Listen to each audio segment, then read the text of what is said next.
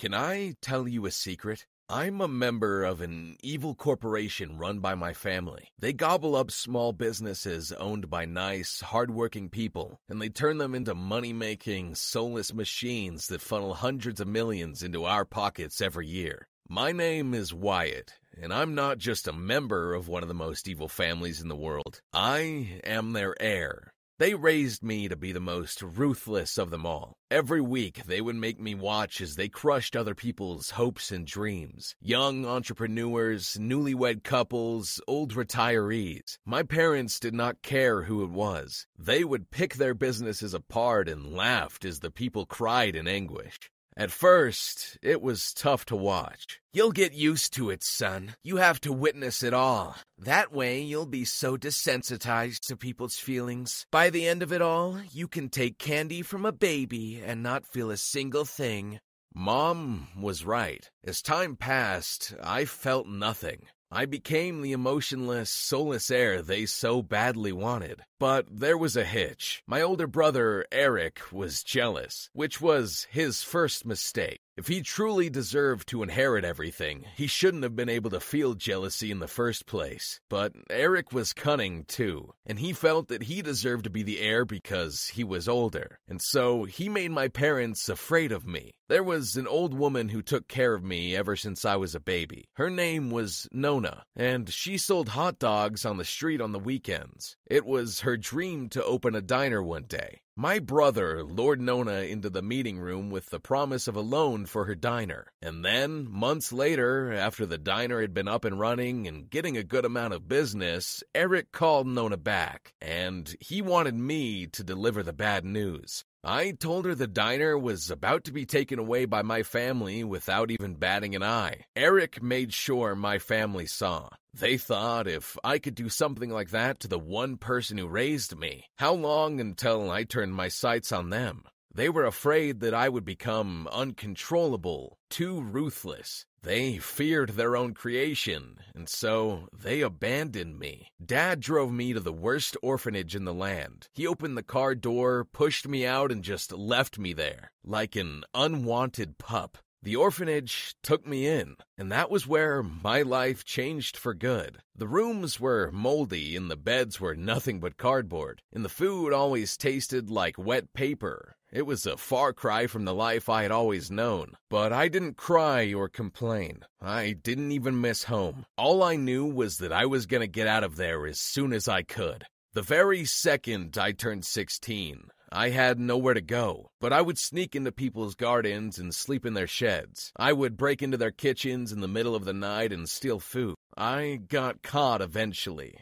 And I expected the worst, but the man, instead of turning me into the cops, took me in. He gave me a job. He owned a newspaper distribution, and I became a paper boy. The businessman in me took over, and I was able to make that opportunity into one that turned a profit. And in 6 months, I had hired 5 other boys to be paper boys under me. I became so successful that I was able to break away from my rescuer's operation and start my very own. In a year, I owned my own fleet of paper boys. One morning, I delivered to an address I thought I would never go back to again. My, how the mighty have fallen. Here, you probably need it. He tossed a crumpled up dollar at my face. It didn't faze me. He had no idea what I had already vowed to do. It was a normal snow day when I heard an old man crying out from the lake. I stopped cycling and saw that the ice had cracked and the man's dog had slipped into the freezing water. Help!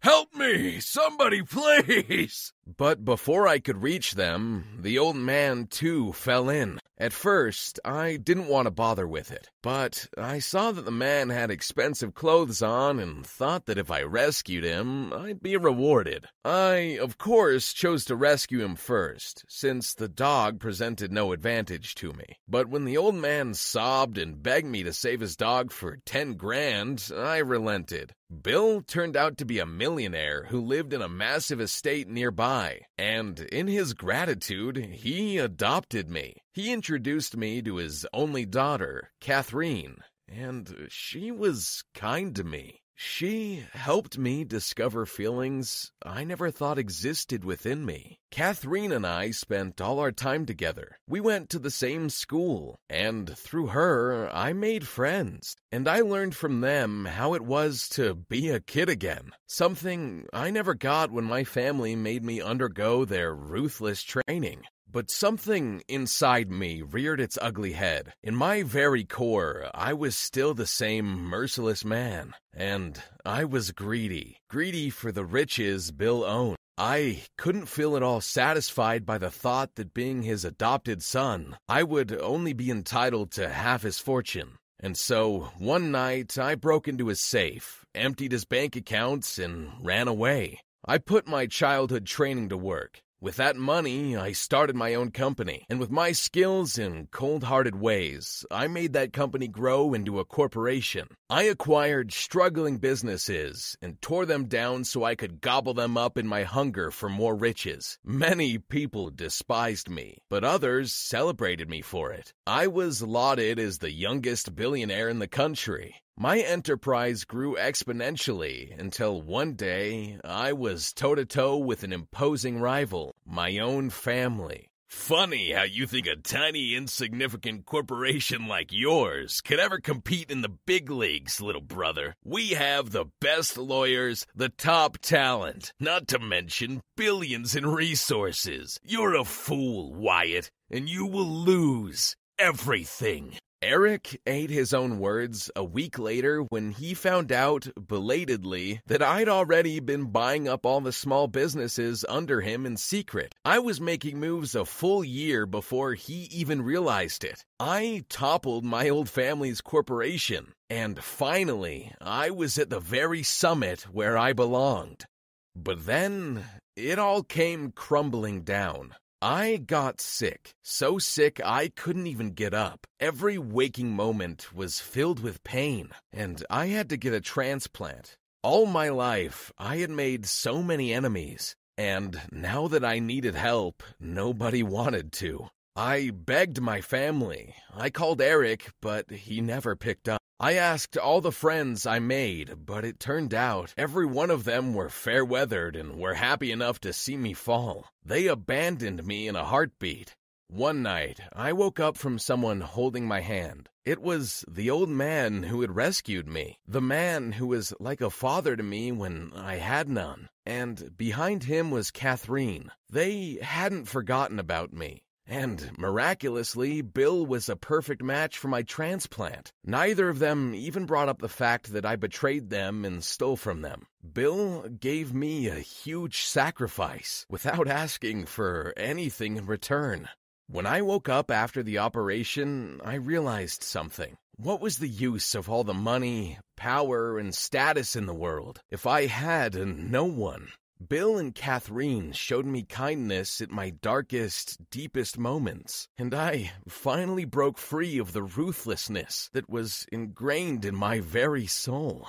From that moment on, I lived with Bill and Catherine again. I bought his estate back for him, and they were able to move back to their old home. I began to make amends in my life. I gave to charity, even put up my very own foundation to help young entrepreneurs achieve their dreams. I couldn't change or reverse all the things I'd done, but I went to every single businessman and woman who I'd wronged, and I compensated them for all the troubles I put them through. I helped each one of them get back on their feet and regain the businesses they lost thanks to me. And then, finally, I went to my family. I asked for their forgiveness. But I also made sure they did not go back to their old ways. I gave them back their company on one condition, that they would stop their shady business practices and instead of crushing their competitors, they support them instead to foster a healthier, more thriving community of business owners. It worked, and a year later, our city benefited from businesses being in healthy competition with each other. Catherine ran my foundation. We gave out scholarships to less privileged kids who dreamed of having businesses of their own. We built a small academy to educate them, and when we sent them out to the world, they all became success stories. When I was little, I dreamt of changing the world around me. I wanted to build a world where my empire ruled absolute and my word was law. But thanks to the kindness that Bill and Catherine showed me, the world changed me. I was no longer the scary, ruthless boy that I was. And